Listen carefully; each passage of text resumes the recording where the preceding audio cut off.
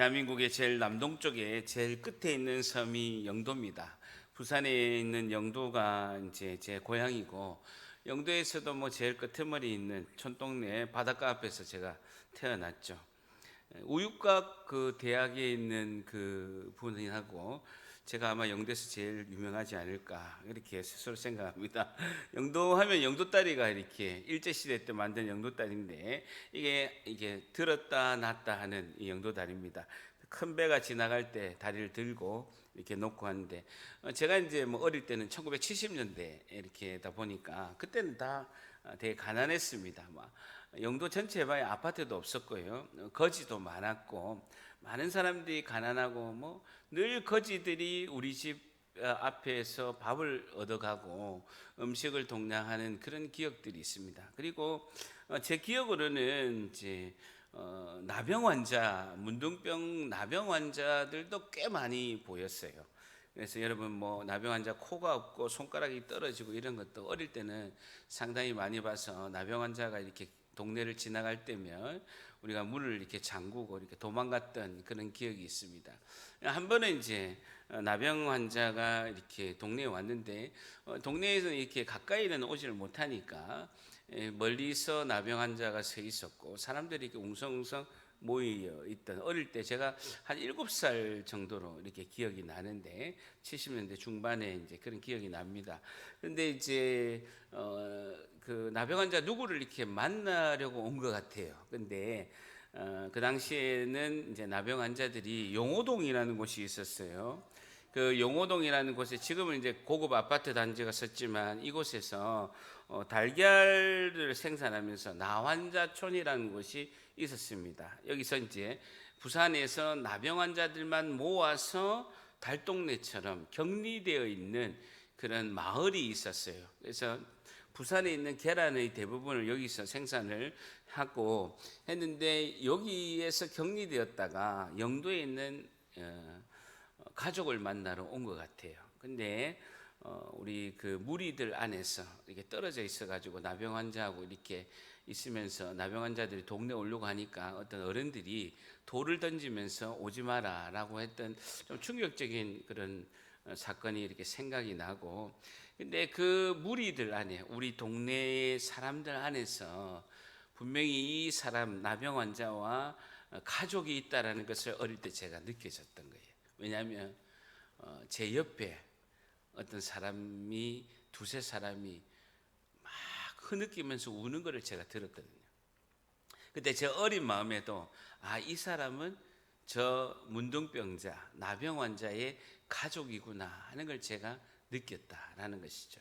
그 당시에 나병 환자들은 버스도 못 타고 그 먼 거리를, 지금 오늘 제가 한번 보니까 지금도 용호동에서 영도까지 버스로 1시간 반 걸립니다. 뭐 택시를 타야 한 30분, 큰 도로가 나서 이렇게 하지만 지금도 버스가 1시간 반이 되고, 거리로 보니까 한 17km가 되는데, 큰 길로 갔을 때 적어도 한 5시간을 버스를 타지 않고 걸어와서 가족을 잠깐 얼굴 보고 다시 용호동이라는 곳에 나환자촌으로 이렇게 돌아간 그런 기억이 어릴 때 제가 좀 충격적이라서 지금도 이제 생각이 납니다. 예수님께서 오늘 누가복음 17장에 이 나병 환자를 만나는 사건이 있게 됩니다. 2000년 전에 예수님께서 10명의 나병 환자를 만난, 오늘 뭐 이게 너무나 잘 아는 본문입니다. 누가복음 17장 11절에 보면, 예수께서 예루살렘으로 가실 때에 갈릴리 윗지방에서 예루살렘으로 지금 가십니다. 가는 목적은 뭐냐면요, 며칠이 지나면 예수님께서 십자가에 못 박히시기 위해서 갈릴리의 그 사역을 다 마치시고, 며칠이 지나면 십자가에 못 박혀서 온 인류의 구원의 은혜를 베푸시기 위해서 주님께서 예루살렘에 죽으시려고 가는 그 길이었습니다. 며칠 후면 예수님 죽으시는 그 길로, 십자가의 길로 지금 가고 계시죠. 그 사마리아, 갈릴리 예루살렘 사이에는 사마리아가 있습니다. 이 사마리아 사람들은 옛날에 아수르라는 나라에게 침략을 당해서 혼혈 정책을 써서 이 사람들하고는 유대인들은 상종을 안 합니다. 그래서 이둘의 그 베레아 지역으로 요단강 동편으로 이렇게 돌아서 가지 사마리아를 통과하는 경우는 거의가 없어요. 근데 예수님께서 이 사마리아와 갈릴리 사이로 가시는데 예루살렘에 십자가 못 박기 위해서 걸어가시는 것이죠. 예수님께서 하나님 나라의 완성을 시작하기 위해서 십자가의 길로 두벅두벅 걸어가시는 걸 볼 수가 있습니다. 예수님은 하루하루의 이 땅의 순종의 삶을 살았고 성부 하나님의 뜻 가운데 날마다 기도하며 하나님의 뜻에 순종하며 아들 예수님은 이 땅의 삶을 사셨습니다. 예루살렘에 죽으시기 위해서 지금 가는 길이죠. 오늘 하루의 순종의 길이 우리의 삶의 핵심이라고 할 수가 있죠. 여러분, 우리가 보면 사냥개가 멧돼지하고 이렇게 있게 되는데 이 멧돼지는 적어도 사냥개 한 5배 정도는 됩니다. 그래서 사냥개가 멧돼지를 발견하면요 계속해서 쫓아가고 엄청나게 빠른 속도, 멧돼지가 얼마나 빠릅니까? 사냥개가 이렇게 쫓아가는 걸 볼 수가 있죠. 뒤도 안 돌아보고 쫓아갑니다. 어떤 경우에는 멧돼지가 사나워서 이 사냥개를 물어서 이렇게 죽이기도 합니다. 그럼에도 불구하고 사냥개는 뒤도 안 돌아보고 멧돼지를 쫓아가는 이유는 반드시 내가 이 멧돼지를 보고 왕왕하고 이렇게 짖으면 내 주인이 뒤에서 반드시 총을 쏠 거라는 것을 믿고 확신하기 때문에 뒤도 안 돌아봐 가지고 가는 것이죠. 내가 멧돼지를 찾아서 짖으면 반드시 내 대해서 주인이 멧돼지에게 총을 쏠 것이라는 그 믿음 때문에 이 사냥개는 공격하는 것을 볼 수가 있죠. 우리 하루하루의 순종함으로 살아가는 이유도 나의 등 뒤에서 나를 보호하시고 지켜주시고 구원의 은혜를 베푸시고 오늘도 하나님의 충만한 은혜를 부어주시는 그 주님을 보고 우리가 뒤돌아보지 않고 달려가는 줄 믿습니다. 그래서 사마리아와 갈릴리 사이로 예루살렘으로 가시면서 사마리아 갈릴리 사이로 이렇게 지나가시는 것을 볼 수가 있죠. 그러면서 사마리아 갈릴리 사이에 한 마을에 들어가서 잠시 쉬시고 계시는데 그 마을은 이제 격리하는 그런 동네 마을이었는데 10명의 나병 환자가 있었던 거예요. 그런데 9명은 유대인이고 1명은 이방인인 사마리아인이었다라고 성경은 언급합니다. 뒤에 언급하는데요. 본래 유대인은 사마리아인하고 어울리지 않아요. 그런데 격리를 하기 때문에 서로가 이렇게 같이 위로하면서 같이 나병을 앓고 있었기 때문에 위로하면서 사는 것을 볼 수가 있죠. 이들에게 복음이 전해졌죠. 예수님이 오신다. 예수님이 병을 고치시고 그분이 이 마을을 지나가고 있다라는 것을 소식을 들은 거예요. 그래서 원래 이 사람들은 격리해서 일반인들 앞에서는 보이면 안 됩니다. 그리고 혹시 보이더라도 나는 부정하다고 자기가 외쳐야 되고 사람하고 떨어져 있어야 된다는 것이, 특별히 또 가족하고도 같이 있지 못하는 것이 이 나병 환자의 엄청나게 큰 괴로움이라고 할 수가 있을 것이죠. 어쨌든 12절 13절 같이 있습니다. 17장 12절 13절 시작. 한 마을에 들어가시니 나병 환자 10명이 예수를 만나서 멀리 서서 소리 높여 이르되 예수 선생님이여 우리를 불쌍히 여기소서 하거늘. 나병 환자 10명이 유대인 9명과 사마리안 1명의 나병 환자가 예수님을 만났는데 멀리 서서 소리 높여 예수님을 부르는 거예요. 나병 환자가 다가가는 게 아니라 멀리 서서 소리 높여서 예수님을 부르는데 그 한 문장이 우리를 불쌍히 여기소서라고 외치는 걸 볼 수가 있죠. 너무나 간절한 기도죠. 하나님 우리를 불쌍히 여기소서. 제가 늘 초신자 때 제일 많이 한 기도가, 기도를 어떻게 할 줄 모르잖아요. 기도 제목도 잘 모르고 기도를 한참 했는데 보면 5분이 안 넘을 거예요. 그래서 제일 매일매일 많이 한 기도가 하나님의 아들 예수님 나를 불쌍히 여겨주세요. 이 기도를요 하루에도 200번 이상 외친 것 같아요. 저를 따라합니다. 하나님의 아들 예수님 나를 불쌍히 여기소서. 나를 불쌍히 여겨달라. 이 기도를 주님이 듣고 싶어 하시고 주님의 그 놀라우신 은혜에 간절히 의지하는 기도가 주님 나를 불쌍히 여겨주시옵소서. 그 대상은 하나님의 아들 예수님 나를 불쌍히 여기소서라고 간절히 기도하는 걸 볼 수가 있습니다. 내가 병든 것도 지금 고통 중에 있고 그 가장 고통은요 가족하고 격리되는 거예요.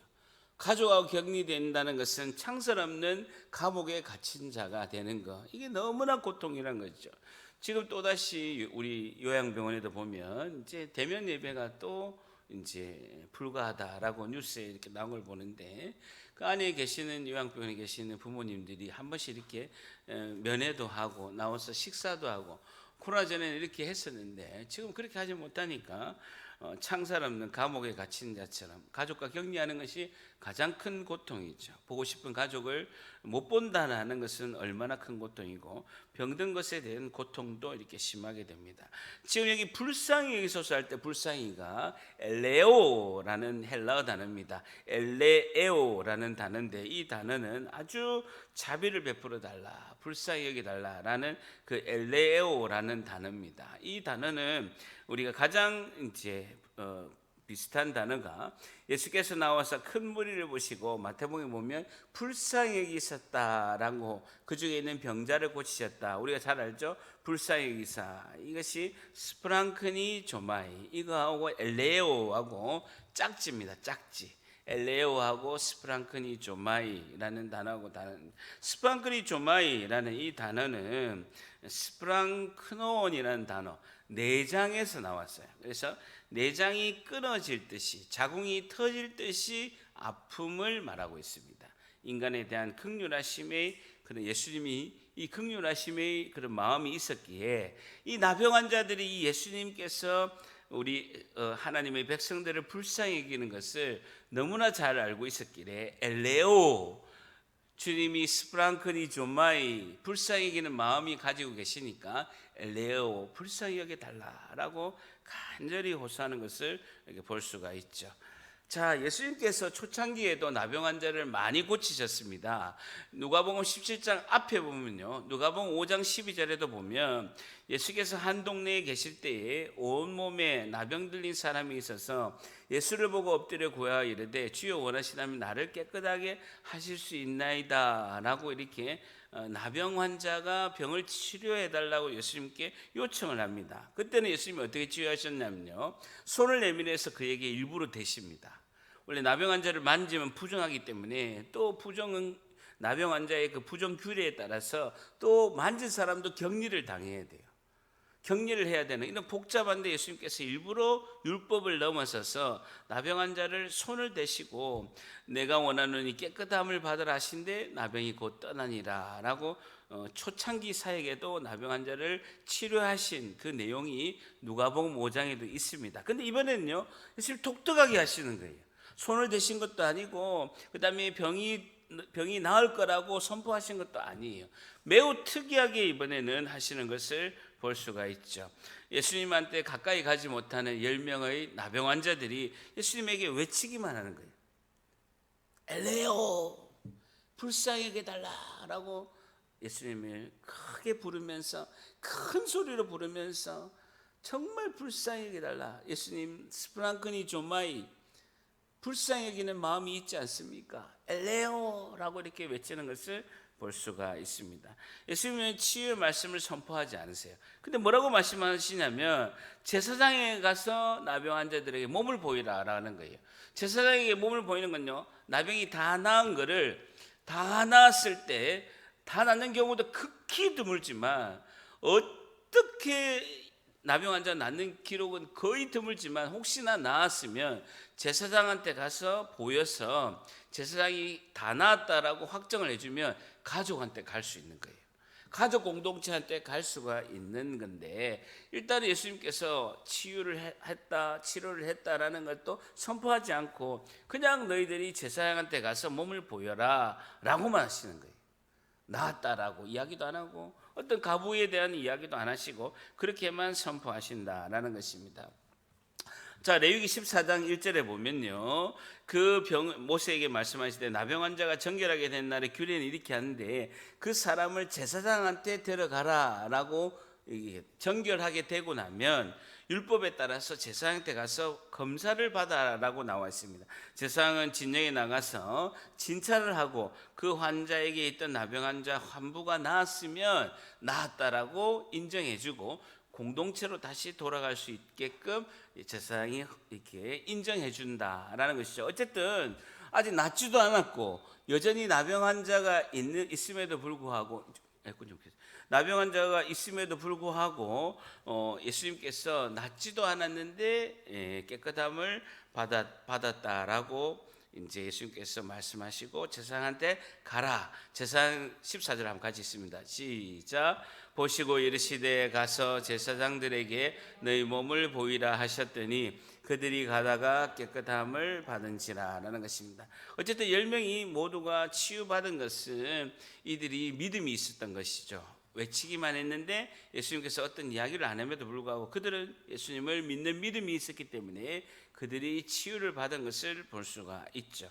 뭔가를 체험을 못하고 기도 응답이 없더라도 주님께서 이루어 주실 것을 믿고 나아가는 것이 믿음인데 이 10명의 나병 환자들은 믿음이 있어요, 없어요?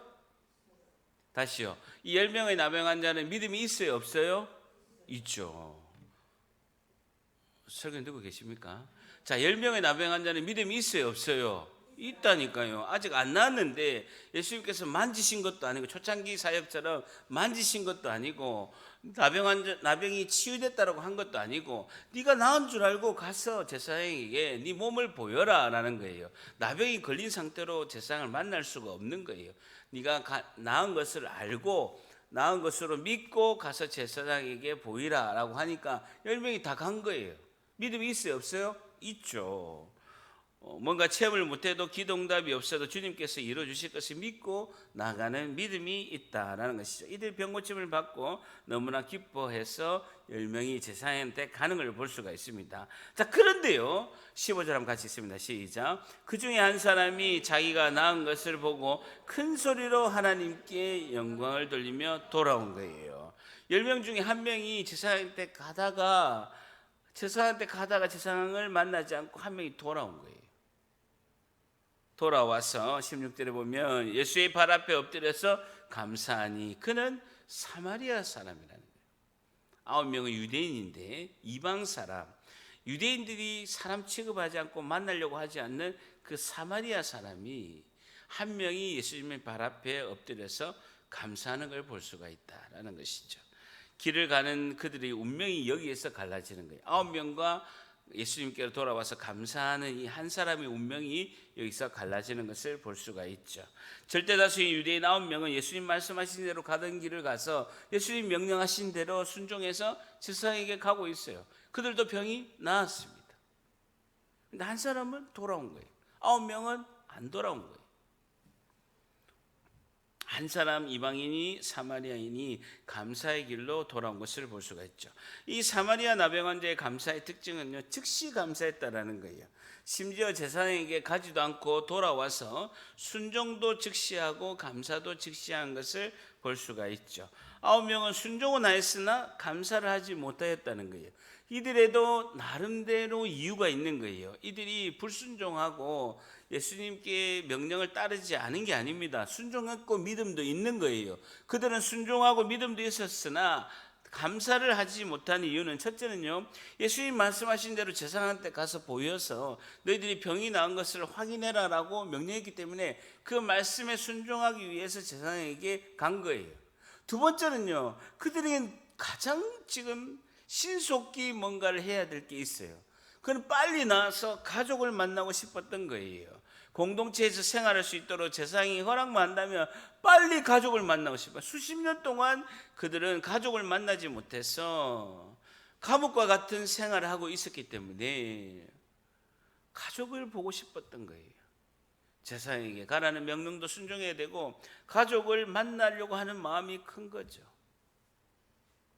근데 이런 상황이 사마리아인에게도 동일했어요. 동일했다고요. 그런데 사마리아 이 나병 환자는 예수님에게 찾아온 걸 볼 수가 있죠. 진정한 감사는요, 중요한 것도 속도를 늦추는 것이 필요해요. 그리고 주님께로 우선적으로 가는 것이 더욱더 필요하다는 거예요. 저를 따라합니다. 중요한 것도 속도를 늦춰야 된다. 진정한 감사를 위해서 중요한 것도 속도를 늦추고 주님께로 우선적으로 가는 것이 가장 중요하다는 것입니다. 진정한 감사는 중요한 것도 속도를 늦추는. 중요한 게 뭡니까? 예수님 명령하신 대로 제사장한테 가는 거. 더 중요한 게 뭡니까? 가족 만나고 싶은 거예요. 이걸 이해하지 못한 사람 아무도 없어요. 근데 진정한 감사는요, 중요한 것도 속도를 늦추는 게 필요하다. 주님께로 우선적으로 가는 것이 제일 중요하다라는 것이죠. 이런 말이 있습니다. 불평은 빠르고 감사는 느리다라는 이야기가 있어요. 불평은 빠른데요, 감사는 느리다라는 이야기가 있습니다. 우리가 새겨들어야 할 이야기라는 것이죠. 그리고 나중에 하겠다라는 것은 안 하겠다라는 뜻과 비슷하다라는 것이죠. 자, 두 번째 특징은요, 공개적으로 감사했다는 거예요. 15절함도 같이 있습니다. 시작. 그 중에 한 사람이 자기가 낳은 것을 보고 큰 소리로 하나님께 영광을 돌리며, 그들이 예수님에게 불쌍히 여기 달라고 할 때도 큰 소리를 외쳤어요. 멀리서 큰 소리로 외쳤는데 똑같이 그 톤으로 한 사람이 자기가 낳은 것을 보고 공개적으로 큰 소리로 예수님에게 부탁하면서 불쌍히 여겨달라, 우리의 병을 치료해달라고 외친 것과 똑같은 톤으로 큰 소리로 하나님께 영광을 돌리며 감사했다라는 거예요. 그리고 많은 사람들 앞에서 공개적으로 감사했다는 거예요. 공개적으로 큰 소리로 감사하고 도움과 기도할 때 외친 것처럼 감사도 똑같은 소리를 해야 된다. 우리가 도와달라고 할 때는요, 막 외치고 많은 사람한테 많이 알립니다. 근데 기도 응답 받으면요, 감사는요, 소리가 없을 경우가 많이 있다는 것입니다. 교회에서 있으면서 많은 기적을 보게 됩니다. 하나님께 간절히 기도하는 것도 많이 있고 또 인내하며 기도해가지고 응답받는 경우가 많이 있습니다. 근데 제가 많은 성도분들을 보면요, 정말 그렇게 진정성을 가지고 감사하는 성도에게는요, 하나님 주시는 은혜가 덜 충만한 걸 볼 수가 있어요. 제가 어릴 때 아버님한테 가정교육 받은 거죠. 저희는 불신자 가정이었으니까 어릴 때 이제 아버님 이제 초등학교 중학교 때 아버님 일을 거들면서 아침에 일찍 일어나서 아버님 일을 도우면서 일꾼들이 작업하는 일꾼들이 7시에 오기 전에 늘 아버지하고 제가 한 30분 40분씩 이렇게 시멘트도 옮기고 벽돌도 옮기고 모래도 옮기면서 기다리면서 이제 작업자들을 기다리면서 아버님이 저에게 늘 강조한 게 하나 있었습니다. 감사는 시기를 놓치면 안 된다. 감사는 시기를 놓치면 안 된다. 이걸 굉장히 저한테 강조를 많이 했습니다. 직장에서도 제가 상사분에게 감사할 때는 시기를 놓지 않았어요. 많은 걸 사가지고 명절 때 선물 줬다 이게 아니라 시기를 놓치지 않고 찾아가서 고맙습니다, 감사합니다, 이렇게 배려를 해주셔서 너무나 감사합니다, 이거를 놓치지 않았다라는 것이죠. 이게 타이밍이 굉장히 중요하다는 겁니다. 제가 우리 아들이 결혼하고 감사 문자를 이제 멀리서 오신 분들에게 이렇게 보냈는데 제가 타이밍을 놓친 거예요. 일주일 8일 만에 보낸 거예요. 8일 만에. 결혼하고 나서 2, 3일 안에 보내야 되는데 어쨌든 아들하고 시간 보낸다고 저도 이제 경황이 없고 그다음에 이렇게 정리를 안 해가지고 8일 만에 제가 답장을 보낸 거예요. 보통 이제 제가 문자를 해서 감사의 메시지를 보내면 답장이 거의 대부분 오거든요. 많은 분에게 보냈는데 2분밖에 답장 안 오더라고요. 타이밍을 제가 놓친 거죠. 타이밍을. 굉장히 타이밍이 중요하다는 것이죠. 감사의 대상도 예수님을 보내신 하나님께 영광을 드리는 거예요. 보세요. 큰 소리로 누구에게? 하나님께 영광을 돌렸다는 거예요. 예수님을 보내주신 그 하나님께 영광을 드리는 걸 볼 수가 있죠. 그러니까 우리가 감사할 때는 누구에게 영광을 돌린다? 하나님께 영광을 돌린다. 하나님 감사합니다 라고 하는 것이 중요하다. 감사는 내가 즉시 생각이 날 때마다 아니면 생각을 내서 즉시 감사하는 게 중요하다. 그러니까 저는 굉장히 초신자 때 2가지 기도는 매일 숨 쉬는 만큼 기도한 것 같아요. 하나님의 아들 예수님, 나를 불쌍히 여겨주세요. 그리고 하나님 너무나 감사합니다. 오늘도 영생의 생명을 주셔서 감사합니다. 이거는 늘 숨 쉬듯이 기도한 기억이 있습니다. 감사의 마음을 주신 하나님께 감사를 드리는 것이 중요하다. 세 번째는요, 어려운 중에도 감사한다는 거예요. 겸손한 자세로 감사하는 거예요. 16절 같이 있습니다. 시작. 예수의 발 아래 엎드려 감사하니 그는 발 앞에 엎드려서 감사했다라는 거예요. 지극히 겸손한 자세로 감사했다. 지극히 겸손한 자세로 감사한 것을 볼 수가 있죠. 나병은 나았지만 실제 달라진 건 없어요. 오히려 환경이 더 안 좋을 수가 있다라는 것입니다. 왜냐하면 정상인이 되어서 건강하게 됐으니까 의무한 책임이 있고 세금을 내야 되는 거예요. 그 당시 로마 시대 때 나병 환자들은 세금을 안 냈어요. 왜? 활동을 할 수가 없고 돈을 벌 수가 없는 거예요. 격리되었기 때문에 어떤 마을에서 격리되어서 누군가가 갖다 주는 식량을 가지고 자기들끼리 먹기만 했지 어떤 경제 활동을 할 수 없기 때문에 세금을 내거나 군대를 갈 수가 없었던 거예요. 군대 갈 수 있는 건강도 안 되지만 세금을 낼 수가 없었는데 지금은 정상인이 되면 의무와 책임이 따르고 세금을 내야 되는 상황이 발생하는 거예요. 그리고 본인이 고향을 떠났는데 오랫동안 수십 년 동안 떠나 있었을 경우도 있기 때문에 고향에서 본인을 받아줄지 안 받을지, 가족이 다 떠났을지 없을지 잘 모르는 상황이라는 거예요.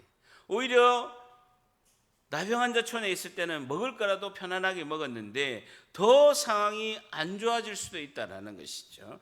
그리고 공동체에서 쫓겨나면서 가진 것도 없고 병이 나서 나병 환자가 자기 집도 없고 거처할 곳이 없는 더 안 좋은 상황이 있을 수도 있다는 거예요.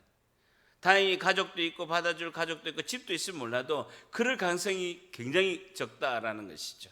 그럼에도 불구하고 어려운 중에서도 와서 같은 조건인데 9명과 1명이 이렇게 갈리는 걸 볼 수가 있다라는 것이죠. 그래서 세 가지 특징요. 첫 번째 즉시 감사하고, 두 번째는 공개적으로 감사하고, 세 번째 어려운 중에서도 감사하는 자세가 필요하다라는 것입니다. 굉장히 중요한 내용이고요. 자, 어쨌든 감사는 필요한 것을 얻음에 있어서 감사하는 것이 아니라 깨달음의 깊이에 따라서 감사한다는 거예요. 이 굉장히 중요한 건데 한번 저를 따라합니다. 감사는 필요한 것을 가진 것이 아니라 깨달음의 깊이에 있다. 내가 깨달음의 깊이에 따라서 감사한다는 거예요.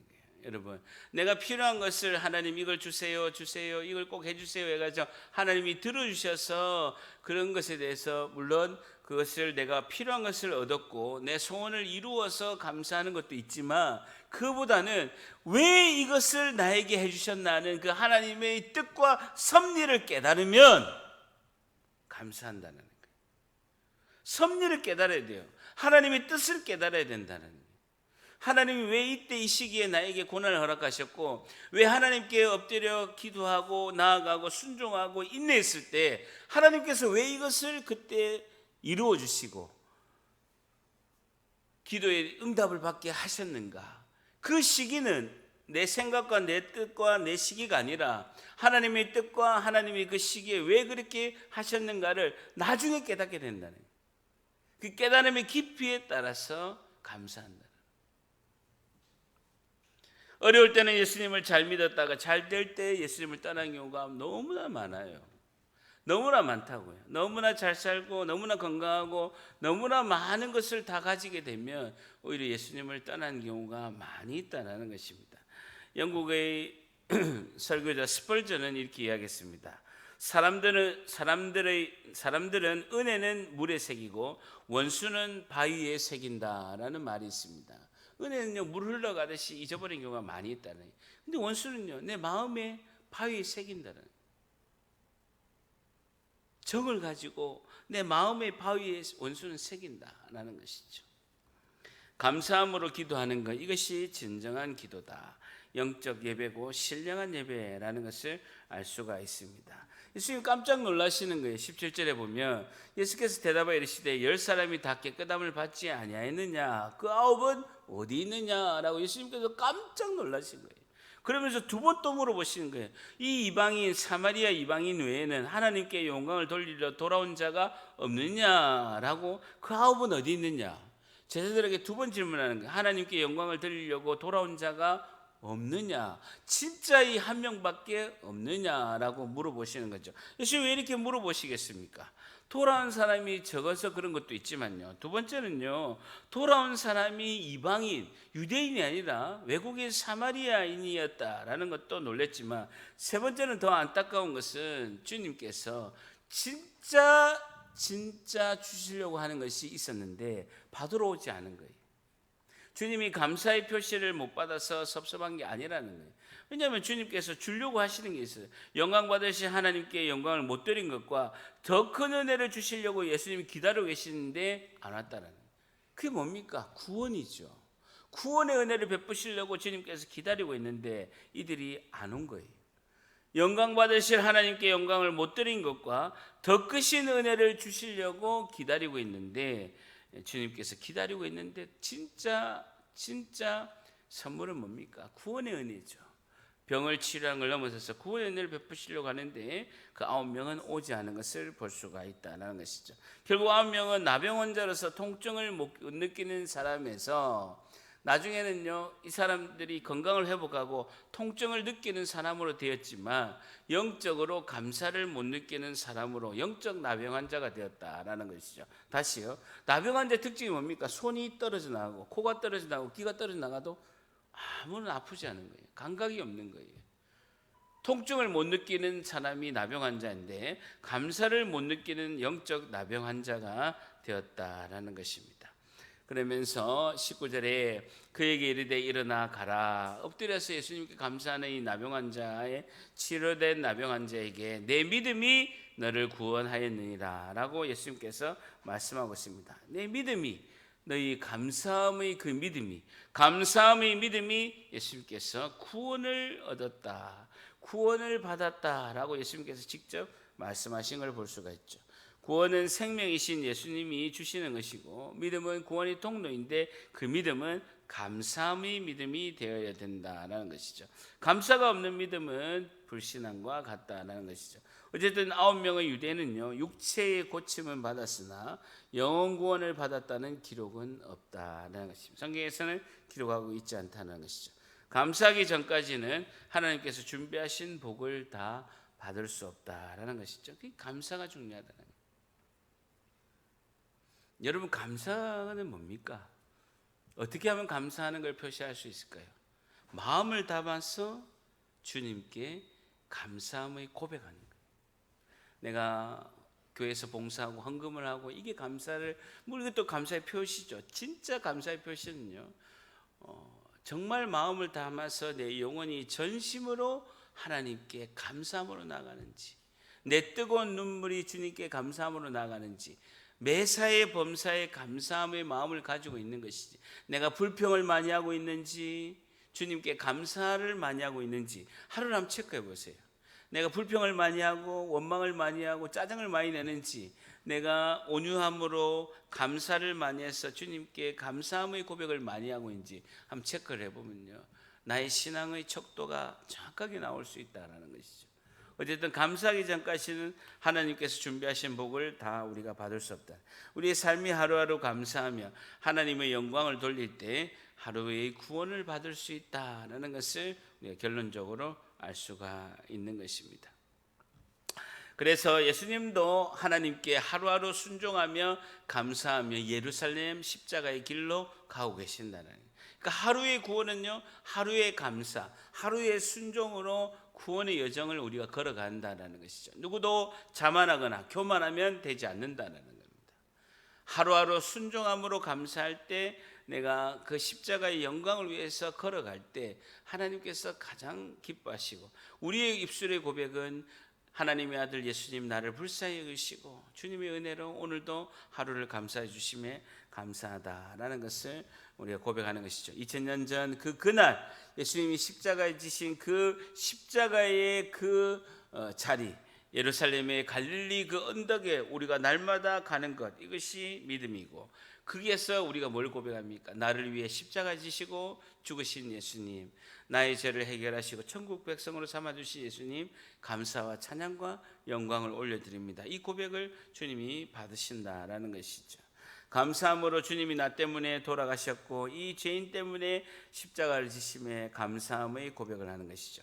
주님 앞에 엎드리는 우리에게 주님이 말씀하신다라는 것입니다. 누가복음 17장 19절 같이 읽습니다. 시작. 그에게 이르시되 일어나 가라, 내 믿음이 너를 구원하였느니라 하시니라. 내 믿음이 너를 구원하였느니라. 이 사마리아 나병 환자에게 하신 이 말씀을 우리에게 말씀하시는 거예요. 17장 19절에 일어나 가라, 내 믿음이 너를 구원하였느니라. 감사하는 그 믿음이 너를 구원하였다라고 이렇게 예수님께서 말씀하고 있습니다. 여러분 누가복음 17장 11절에서 19절까지 결론은요, 그 앞에 있는 10절이 결론입니다. 10절이 결론입니다. 그 10절이요, 이 이야기를 결론을 내리시고 예수님께서 이 말씀을 하시는 거예요. 이 상황에서 예수님께서 말씀하신 결론을 누가복음 17장 10절이 결론을 내린 거예요. 같이 한번 읽습니다. 시작. 이와 같이 너희도 명령받은 것을 다 행한 후에 이르기를 우리는 무익한 종이라 우리가 하여야 할 일을 한 것뿐이라 할지니라. 한 번 더 같이 읽습니다. 시작. 이와 같이 너희도 명령받은 것을 다 행한 후에 이르기를 우리는 무익한 종이라 우리가 하여야 할 일을 한 것뿐이라 하시니. 막 칭찬하는 거예요. 어떻게 이렇게 잘하겠냐고, 어떻게 이렇게 잘하냐고, 어떻게 이렇게 내가 명령한 것을 이렇게 다 잘할 수 있냐고, 정말 어떻게 이렇게 다 순종하고 잘할 수 있냐라고 막 주님께서 칭찬하실 때 우리 고백은 하나밖에 없다는 거예요. 무익한 종이라는 거예요. 제가 늘 설교 때 하기 전에 기도하는 게 뭡니까? 무익한 종이라는 겁니다. 아무 공로 없고 아무 능력 없는 무익한 종이라는 거예요. 유익하지 않는 종이라는 거예요. 내가 할도리를 했을 뿐이고 내가 한 것은 내가 한 것이 아니라 주님이 하셨음을 고백하고 나는 무익한 종입니다, 이 고백을 하는 거예요. 이게 감사하는 거라는 것입니다. 우리가 해야 할 일을 한 것뿐이지, 물질도 주님이 주시고 시간도 주님이 주시고 건강도 주님이 주시고 힘도 주님이 주시고 다 주님이 하셨잖아요. 나는 무익한 종이고 내가 순종하게 마음도 주님이 주셨지 않습니까? 라고 고백하는 거예요. 두려움과 염려 속에서 걱정 속에서 날마다 있는 것이 아니라 주님이 오늘 나에게 주신 힘과 용기와 시간과 에너지와 모든 그런 영혼을 사랑하는 마음까지 다 주님이 주시고 순종의 길도 주님이 열어주셨고 건강도 주님이 허락하셨으니까 나는 무익한 종이라는 거예요. 주님이 다 하셨음을 이야기하는 것입니다. 내가 열심히 경주합니다. 열심히 헌금도 많이 하고 봉사도 하고 주를 위해서 열심히 하고 교회를 위해서 헌신하고 생명사역 가운데 모든 희생을 합니다. 그러면서 내가 열심히 땀 흘려서 경주를 하죠. 천국문을 활짝 열고 들어가서 천국문에서 뒤를 돌아보면 이렇게 나와 있습니다. 내가 한 것이 아니라 누가 한 거다? 주님이 하셨습니다. 나는 무익한 종이라는 것입니다. 내가 하여야 할 일을 한 것뿐이고 내가 할 도리를 한 것은 주님이 다 모든 것을 제공해서 한 것이지 내가 힘을 내서 한 것은 아무것도 없다라는 거예요. 이게 겸손한 마음, 교만하지 않고 겸손한 마음, 주님 앞에서 엎드려 경배하고 주님 앞으로 나아가는 마음이라는 거예요. 쉬워요, 어려워요? 쉬워요, 어려워요? 설교 듣고 계십니까? 쉬워요, 어려워요? 다시 쉬워요, 어려워요? 어려워 쉬워요 하지 말고 쉬워요, 어려워요? 어렵지, 어려워요. 왜 어렵습니까? 우선은 내 감정이 앞서기 때문에, 그리고 내가 일단은 주님이 주시는 은혜는 이미 받은 거기 때문에 일단 내 현실 속에서 내 챙길 걸 먼저 생각하기 때문에 그래요. 그러니까 우리의 삶은 힘을 내서 억지로 습관을 만드는 게 중요한 거예요. 다시요. 우리의 삶은 힘을 내서 억지로 우리의 습관을 만드는 게 중요하다는 거예요. 다시요. 우리는 죄성 가운데 늘 이기적이고 내 중심적으로 생각하는 것이 원래 태어날 때 우리가 존재적인 죄인으로 그렇게 태어난 거예요.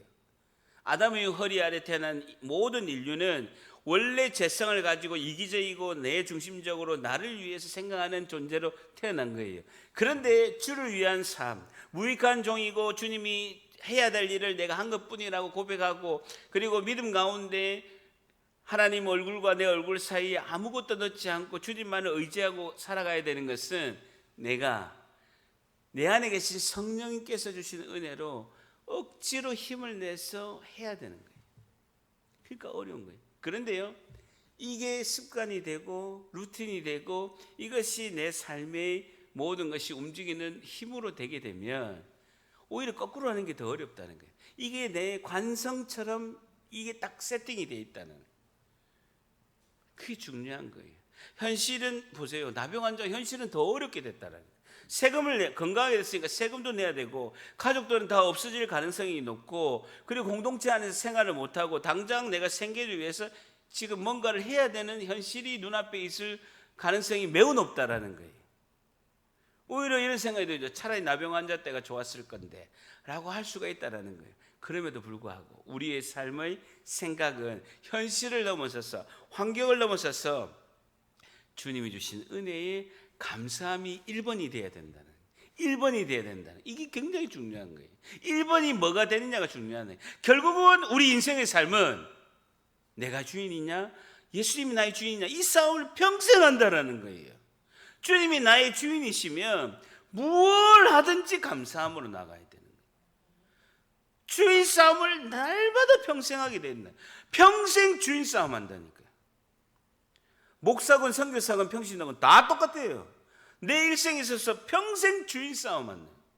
내가 주인이냐 예수님 나의 주인이시냐. 각기 제 길로 갔거든요. 우리는 다 양 같아서 각기 제 길로 갔다는 거예요. 내 생각대로 산다는 거예요. 여러분 잔잔한 파도에 있을 때는요 다 신앙생활 잘합니다. 근데 폭풍우가 일고 태풍이 불면요 내 믿음의 신앙이 다 드러나게 돼 있어요. 그때 내가 어떻게 고백하느냐. 힘을 내야 돼요. 무익한 종입니다. 주님 내가 오늘도 그럼에도 불구하고 순종의 길로 나아가기를 소망합니다 라고 기도해야 된다는 것이죠. 2014년도 인천 아시아게임에 박태환 선수가 굉장히 수영의 절정기에 있었을 때입니다. 그때 순양, 박태환 이 둘이가 세계 선수권 대회 올림픽 아시안게임 제패할 때였습니다.